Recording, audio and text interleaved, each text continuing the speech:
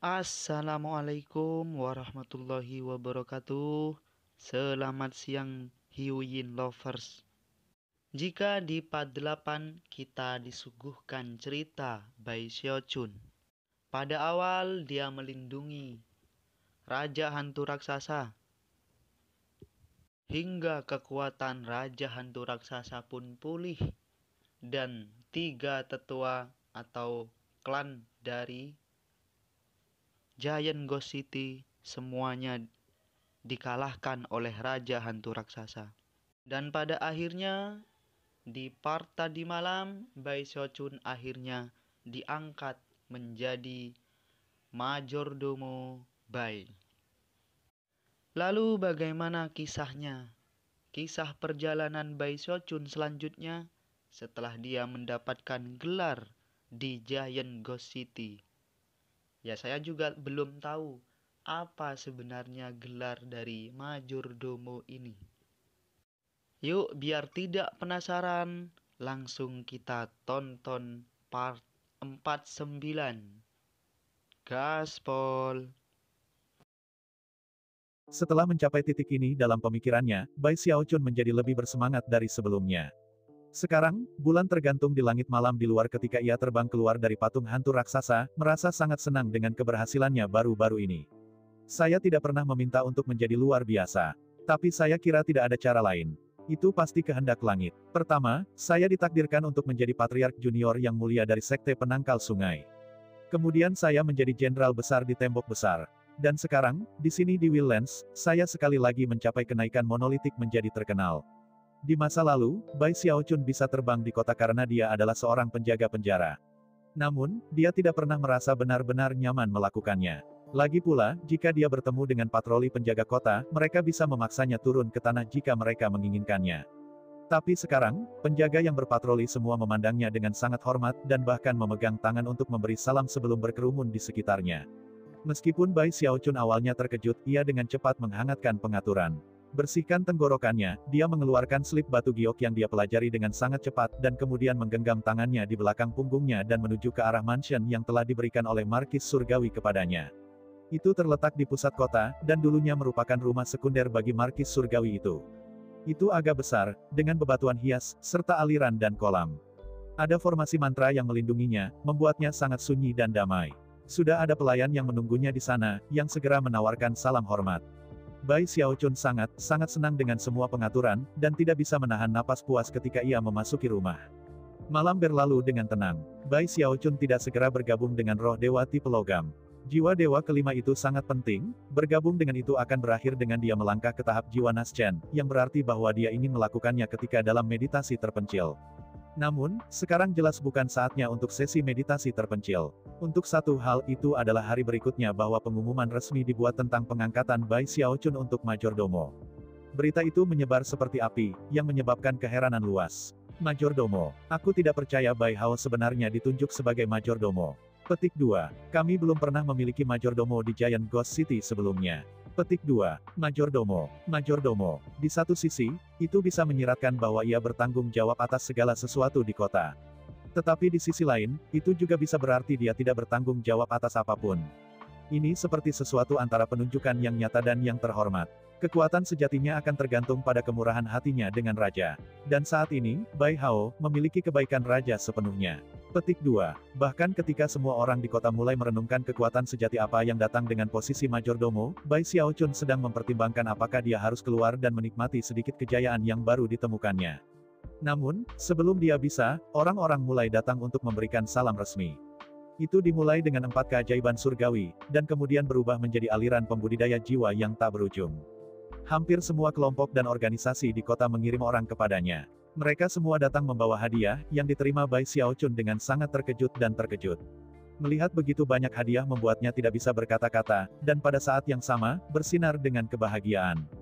Hadiah yang paling mengesankan adalah rumah besar tempat dia sekarang tinggal. Markis Surgawi yang telah memberikannya kepadanya bernama Chen Hai.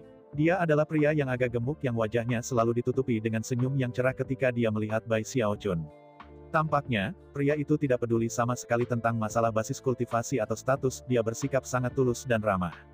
Tentu saja, dengan kenaikan status tiba-tiba Bai Xiaochun, Zhou Yixing dan Li Feng juga mendapat manfaat besar. Itu terutama berlaku untuk Zhou Yixing, yang telah memberikan layanan vital kepada Bai Xiaochun. Sekarang Bai Xiaochun kembali dengan kemuliaan, Zhou Yixing bergegas dengan penuh semangat untuk memberikan salam. Bai Xiaochun tahu bahwa dia telah melalui masa-masa sulit baru-baru ini, dan karena itu mendorongnya untuk mengambil keuntungan dari situasi untuk mendirikan struktur kekuatannya sendiri di dalam kota. Zhou Yixing pergi dengan gembira dan berseri-seri dengan puas. Dia tidak membuang waktu dalam menggunakan fakta bahwa dia didukung oleh Bai Xiaochun untuk mulai merekrut kelompok loyalisnya sendiri. Beberapa hari kemudian, arus pengunjung mulai menipis, dan Bai Xiaochun akhirnya punya waktu untuk berjalan-jalan di kota. Kemanapun dia pergi, para penggarap jiwa akan menyambutnya dengan rasa hormat yang luar biasa, menyebabkannya berjalan dengan bersemangat di setiap sudut kota yang bisa dia temukan. Ditemui dengan baik, Majordomo Bai. Salam, Majordomo Bai. Lihat, ini adalah Majordomo Bai. Semakin banyak orang yang dia dengar berbicara tentang Majordomo Bai, semakin dia melangkah dan berjemur dalam kemuliaan. Dengan cara yang sangat mengingatkan pada sekte Stream Roh, dia kadang-kadang menjernihkan tenggorokannya untuk menarik perhatian orang untuk memperingatkan mereka bahwa Majordomo Bai telah tiba.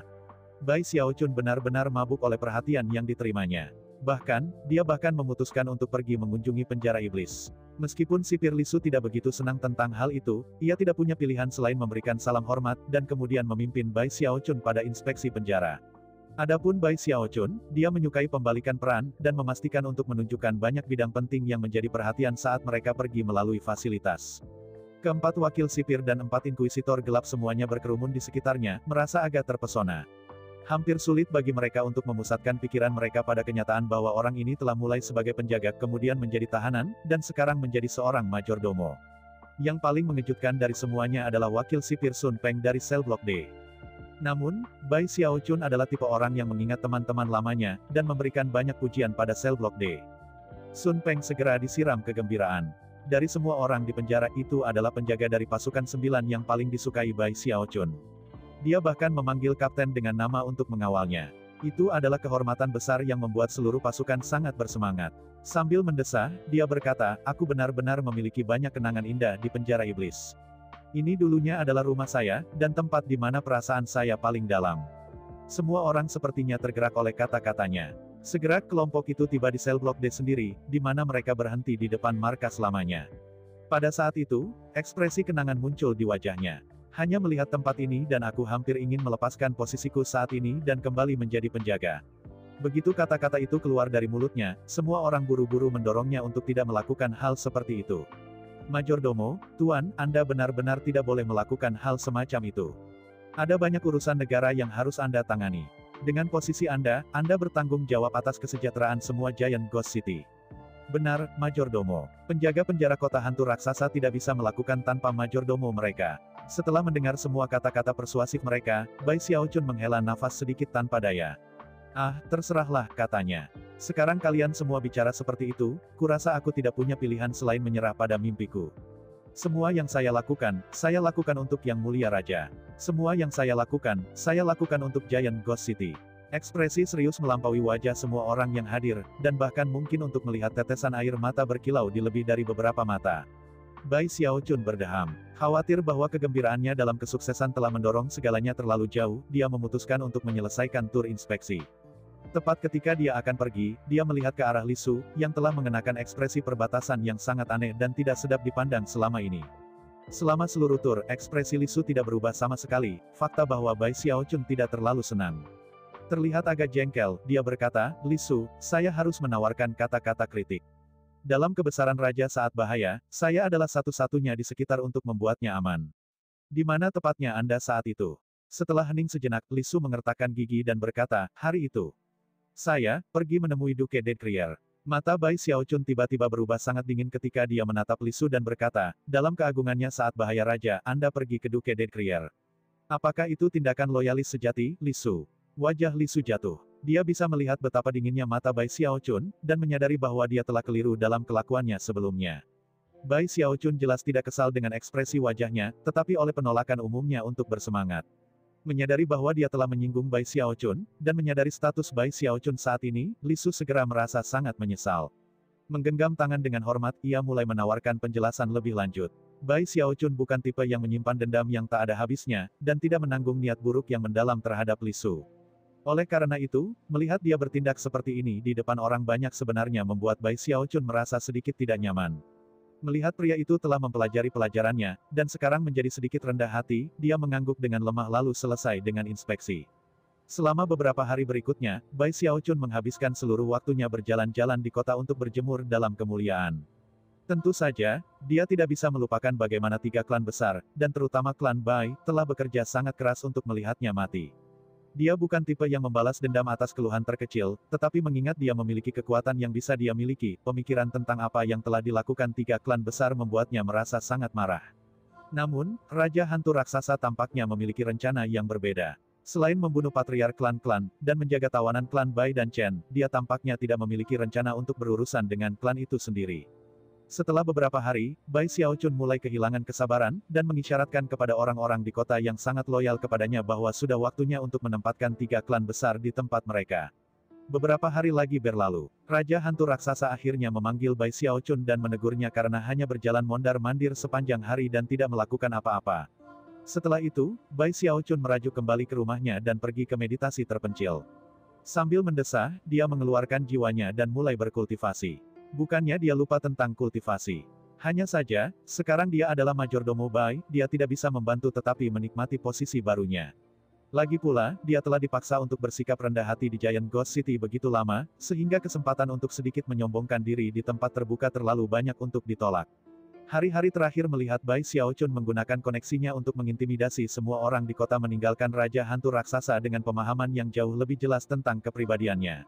Rubah kecil yang lihai. Kadang-kadang dia tampak seperti seorang penipu ulung yang mampu melakukan taktik paling ganas. Tapi lain kali dia lebih seperti anak kecil. Raja Hantu Raksasa menggelengkan kepalanya. Pada titik ini, dia sebenarnya merasa jauh lebih nyaman tentang Bai Xiaochun di sekitar. Meskipun kadang-kadang dia agak frustrasi, itu hanya karena dia menikmati perhatian. Secara keseluruhan, dia bukan tipe orang yang akan mengkhianati orang lain. Selain itu, semua yang dia nikmati sekarang telah dihasilkan karena kebaikan dari Raja Hantu Raksasa. Adapun bagaimana dia diam-diam mulai bertindak agresif terhadap tiga klan besar, Raja Hantu Raksasa tidak benar-benar peduli tentang itu sama sekali. Itu adalah masalah kecil sejauh yang dia khawatirkan. Namun, dia pasti terlalu malas untuk berlatih kultivasi. Tanpa tekanan, dia bahkan tidak akan bermeditasi.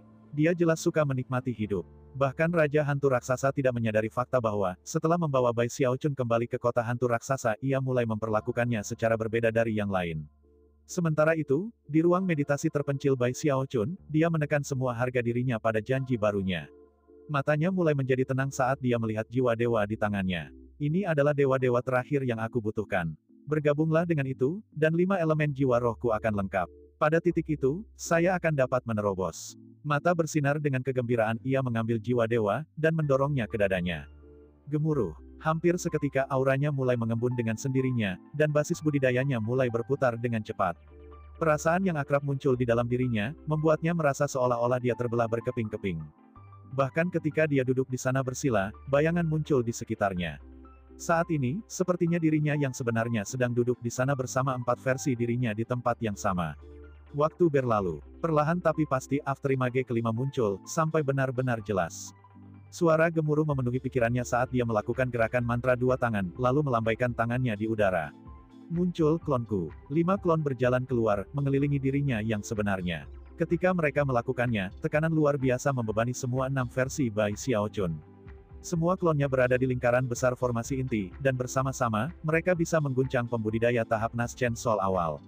Meskipun dia masih belum memiliki surga daun Naschen Soul-nya, dia sudah mampu melepaskan kekuatan yang mengguncang-guncang surga. Selanjutnya, adalah tahap Heaven Daon Naschen Soul. Pikirnya, matanya bersinar cerah. Mencapai tahap Heaven Daon Naschen Soul, sangat sulit. Kesulitan itu terletak pada kenyataan bahwa tidak hanya seseorang harus mendapatkan 5 jiwa dewa, tetapi masing-masing jiwa itu juga harus mewakili salah satu dari 5 unsur yang berbeda. Logam kayu, air, api, bumi, hanya dengan satu set lengkap yang bisa berhasil.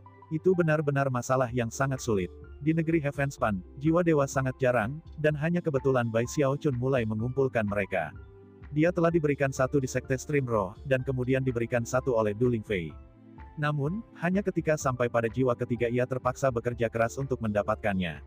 Setelah mempertaruhkan nyawanya, ia mendapatkan jiwa ketiga di labirin, setelah itu ia dipindahkan ke pedalaman Willlands. Kemudian, untuk mendapatkan jiwa dewa keempatnya, dia telah mempertaruhkan segalanya, dan juga menyinggung klan Bai. Kemudian datanglah jiwa terakhir, yang ia dapatkan hanya setelah perjuangan panjang dan pahit. Bahkan ketika dia bergabung dengan roh dewa dan membentuk klon kelima, dia memikirkan kembali apa yang telah terjadi baru-baru ini, dan merasakan ketakutan yang tersisa di hatinya. Kemudian dia melihat sekeliling pada klonnya, mengambil napas dalam-dalam, dan mengingat kembali informasi pada prasasti batu di labirin, yang telah menggambarkan cara menembus ke tahap surga Dao Naschen Soul. Bawa kelima klon ke dalam tubuh seseorang, gabungkan mereka dengan diri yang sebenarnya. Keluar dari Gold Core dan masuk ke Naschen Soul. Dia menutup matanya untuk berkonsentrasi, masalah ini sangat penting, dan tidak ada kesalahan yang bisa ditoleransi. Setelah mengatur pikirannya, matanya terbuka lagi, dan mereka bersinar dengan tekad. Logam, kayu, air, api, bumi, mari kita mulai dengan klon logam saya. Dia melepaskan kekuatan basis kultivasinya, menyebabkan fluktuasi lingkaran besar dari tahap core emas meledak. Bahkan ketika tekanan gold core-nya membebani daerah itu, mata Bai Xiaochun bersinar cerah, dan dia melihat ke klon Soul Deva tipe logamnya. Klon tipe logam memandang ke dirinya yang sebenarnya dan mengangguk sedikit. Kemudian, tanpa ragu sedikit pun, dia berubah menjadi seberkas cahaya berwarna emas yang melesat ke dahi Bai Xiaochun. Ketika semakin dekat itu mulai hancur menjadi fragmen, mengirimkan cahaya yang menyilaukan ke segala arah. Dalam sekejap mata, itu bergabung ke dahi Bai Xiaochun, di mana itu menjadi kekuatan logam, melonjak melalui tubuhnya. Suara gemuruh memenuhi pikirannya, dan dia mulai gemetar saat dia merasakan kekuatan tipe logam berputar melalui dia dan kemudian menghantam gold core-nya. Gold core-nya bergetar ketika aura muncul di dalamnya yang hanya bisa digambarkan sebagai misteri dalam sebuah misteri. Tampaknya mengandung tingkat kekuatan hidup yang mendalam, yang menyebar melalui dirinya dan mulai mengubah dirinya. Pada saat yang sama, simbol magis emas muncul di sekitar gold core-nya, menyebabkan wajahnya memancarkan suasana kekudusan yang mendalam. Namun, tak lama, simbol magis emas mulai memudar, digantikan oleh kesuraman yang sunyi. Seolah-olah kekuatan logam itu sendiri terlalu kuat, dan di bawah tekanannya, gold core-nya mulai runtuh menjadi kehancuran. Bahkan lorong-lorong kinya tampaknya tidak mampu menangani tingkat kekuatan tipe logam seperti itu, dan mulai berantakan. Jika hal-hal berlanjut dengan cara ini, hanya beberapa saat sebelum Bai Xiaochun dihancurkan dalam tubuh dan jiwa. Pada saat krisis itu, mata Bai Xiaochun tersentak terbuka, mengungkapkan tatapan setajam pedang, yang berputar ke klon api. Energi vital mengalahkan apa yang padat. Api menahan logam. Dia meraung. Pada saat yang sama, mata klon api berkilau cerah, meledak ke api merah yang melesat menuju Bai Xiaochun dan bergabung ke dahinya. Seketika, kekuatan logam di dalam dirinya tertahan saat kekuatan api menjalari dirinya. Kekuatan tipe logam di pembuluh kinya ditekan, dan kekuatan api menembak ke arah gold core-nya. Gemuruh bisa terdengar ketika kekuatan api berubah menjadi lautan api yang mengelilingi gold core-nya dan kemudian mulai mengalir ke dalamnya. Seketika, simbol-simbol magis emas mulai berkilau cerah ketika kekuatan logam digantikan oleh kekuatan api, membuatnya mustahil untuk melukai core emasnya. Namun, meskipun kekuatan logam telah ditekan, kekuatan api sekarang menimbulkan bahaya bagi gold core-nya. Dalam sekejap mata, gold core-nya menjadi fire core, memancarkan panas yang sangat kuat sehingga Bai Xiaochun segera mulai berkeringat. Seolah-olah ada lautan api yang disegel di dalam dirinya yang begitu kuat sehingga bisa menghancurkan segala sesuatu di daerah itu jika meledak. Sensasi krisis mematikan yang dia rasakan sekarang tidak kurang dari sebelumnya. Bahkan, itu lebih besar. Namun, Bai Xiaochun tetap tenang. Sekarang bukan saatnya kehilangan kendali. Melihat klon airnya, dia berteriak banyak yang mengalahkan beberapa. Air menahan api. Gemuruh bisa terdengar ketika klon airnya menjadi aliran cahaya biru, di dalamnya adalah setetes cairan biru, setetes yang tampaknya berisi jumlah air yang tak terbatas. Dalam sekejap mata, setetes air telah mencapai Bai Xiaochun, dan bergabung dengannya. Ketika kekuatan air mulai mengalir melalui dirinya, itu menekan kekuatan api sama seperti seember air dingin akan menekan percikan. Dalam beberapa saat itu mengalir ke fire core, namun, sensasi bahaya masih ada di sana. Segera, Bai Xiaochun dipenuhi dengan kekuatan air, dan rasanya seolah-olah dia akan dicairkan. Seolah-olah kekuatan korosif makan di tulangnya, mengisinya dengan rasa sakit yang hebat. Pada saat itu, matanya menjadi sangat merah ketika dia berteriak, yang nyata mengalahkan ilusi. Bumi menahan air. Klon buminya bergabung ke dalam dirinya, menyebabkan kekuatan tipe bumi menyebar ke seluruh tubuhnya. Fokus mengalahkan diseminasi. Kayu menahan bumi. Suara gemuruh yang intens memenuhi dirinya ketika klon kayunya bergabung dengannya. Pada saat ini, dia memiliki semua 5 jenis kekuatan di dalam dirinya. Kekuatan bumi ditekan, dan kekuatan kayu meledak mengubah intinya menjadi inti kayu. Namun, Bai Xiaochun sama sekali tidak khawatir dengan bahaya yang dia rasakan. Mata bersinar dengan antisipasi, dia berteriak, yang keras kepala mengalahkan yang lembut. Logam menahan kayu. Begitu kata-kata itu keluar dari mulutnya, kekuatan tipe logam yang telah ditekan di dalam intinya meletus menahan kekuatan kayu. Kemudian, kekuatan kebangkitan logam ditekan oleh kekuatan api, yang ditekan oleh kekuatan air, yang ditekan oleh kekuatan bumi, yang ditekan oleh kekuatan kayu. Siklus yang sempurna diselesaikan di dalam kor emas Bai Xiaochun, yang mulai berputar dengan kekuatan penuh dari kelima elemen. Itulah mengapa Heaven Dao Naschen Soul meminta semua dari 5 elemen jiwa Deva. Dengan satu pun yang hilang, tidak ada siklus lengkap yang akan dibuat dan orang yang membuat upaya terobosan basis kultivasi akan dihancurkan. Hanya ketika lingkaran besar dari 5 elemen selesai, siklus sempurna akan dibuat. Setelah 9 revolusi lengkap, Bai Xiaochun melolong yang bisa mengguncang langit dan bumi.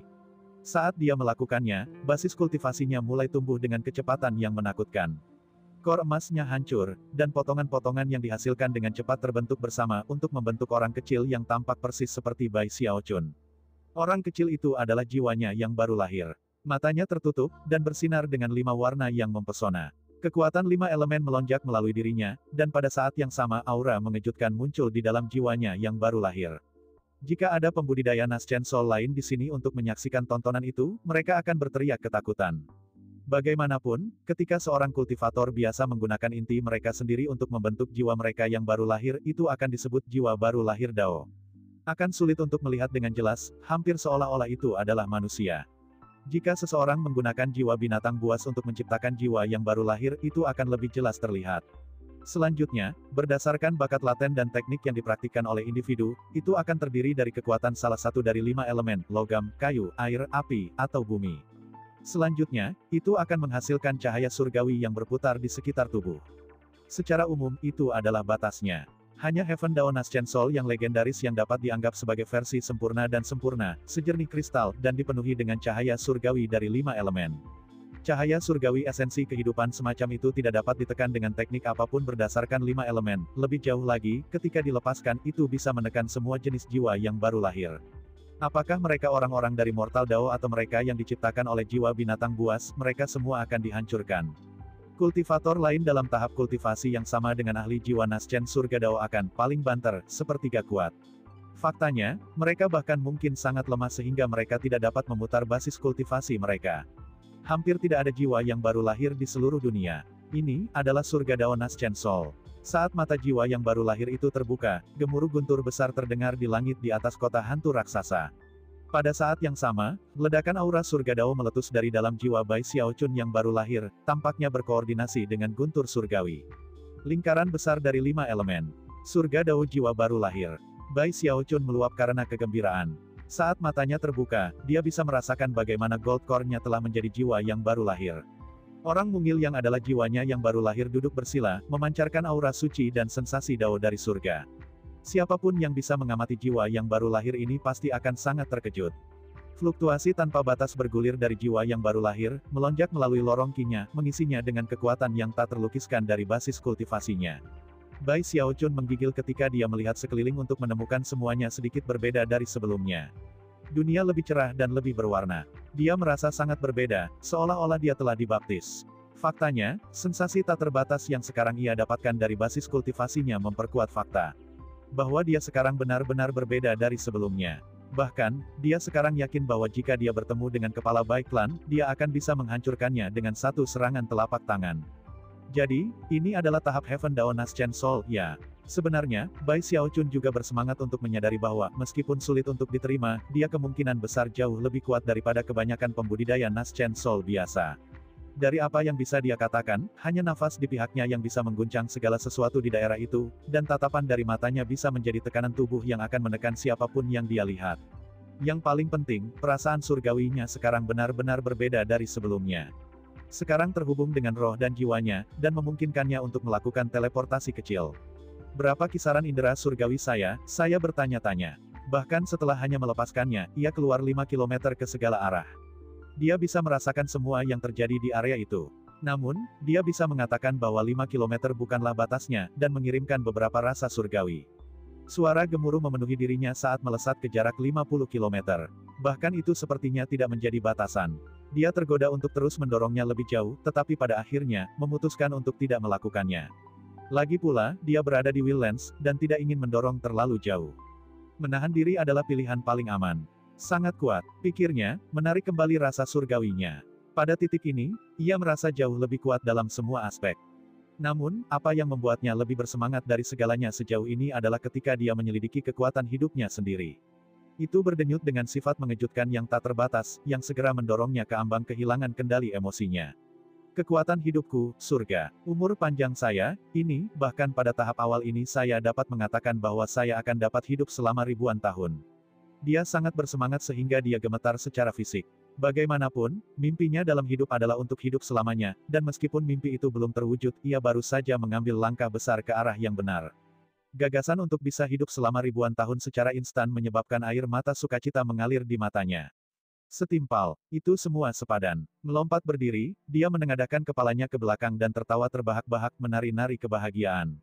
Tepat ketika dia akan kehabisan dan melakukan beberapa tes untuk melihat seberapa kuat dia, ekspresinya berkedip.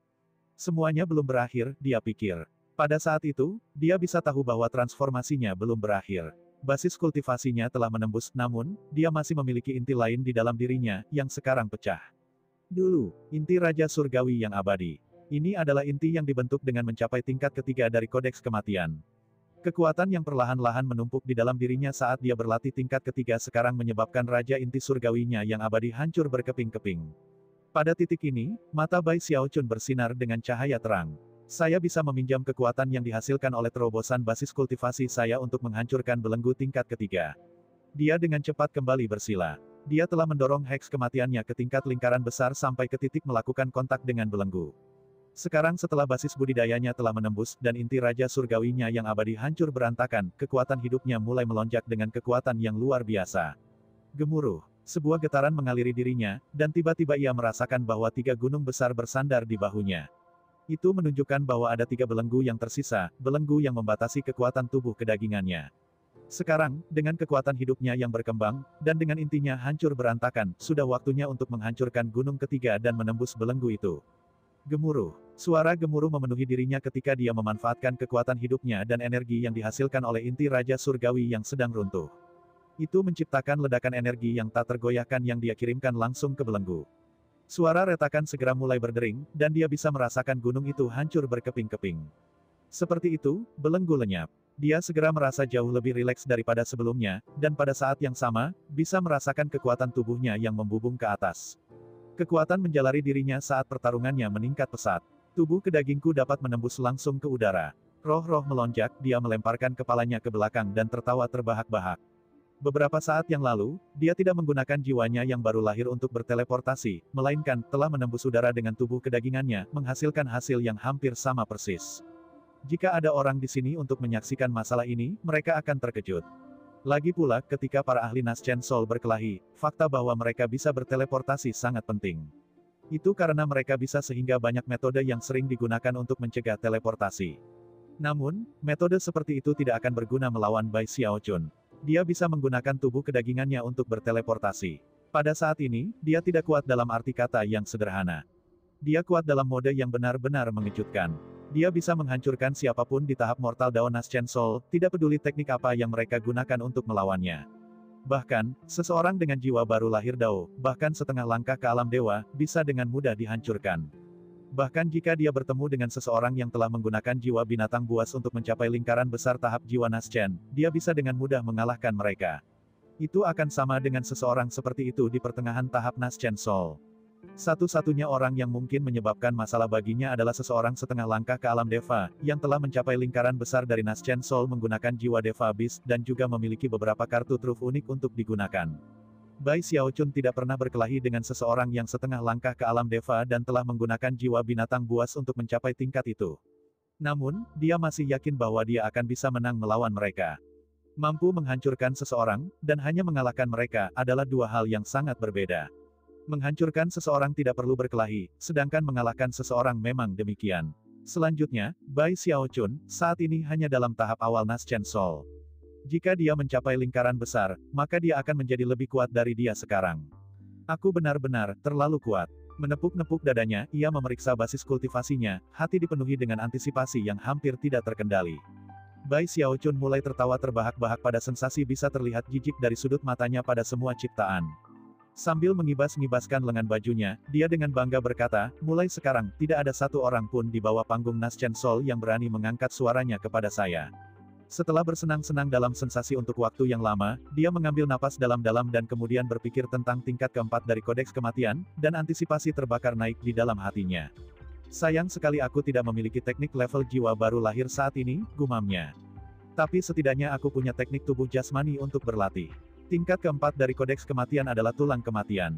Dengan itu, dia memikirkan kembali pengenalan kodeks kematian, yang menggambarkan 5 tingkat kulit, daging, tendon, tulang, dan darah. Semakin dia memikirkannya, semakin dia mengantisipasi untuk membuat lebih banyak kemajuan. Bagaimanapun, level unding bones melibatkan pemurnian semua tulang dalam tubuh seseorang. Itu akan menyebabkan peningkatan pertahanan dan kekuatan yang lebih besar, transformasi yang mengguncang surga, yang menghancurkan bumi yang membuatnya merasa sangat bersemangat. The Unding Skin fokus pada pertahanan. The Unding Flesh adalah tentang kekuatan. The Unding Tendon adalah untuk kecepatan. Dan Unding Bones menggabungkan pertahanan dan kekuatan bersama untuk mencapai level yang mengejutkan. Terguncang, dia mengingat kembali informasi tentang Unding Bones, yang dipecah menjadi 4 sub-level, yang masing-masing dibagi lagi menjadi 9 strata. Tulang temperet, tulang bertenaga, tulang surgawi, tulang mati. Tulang temperet melibatkan transformasi penuh tubuh, yang mengarah pada peningkatan pertahanan yang eksplosif. Tulang bertenaga meningkatkan kekuatan keseluruhan seseorang ke tingkat yang menggetarkan dan menggetarkan bumi. Tulang surgawi memadukan kekuatan dan pertahanan, memungkinkan untuk mengguncang semua ciptaan. Terakhir adalah tulang kematian. Dengan berkultivasi ke tingkat itu, bahkan jika jiwamu lenyap, tulangmu tidak akan pernah lenyap. Jiwa bisa binasa, tetapi tulangnya tidak akan mati.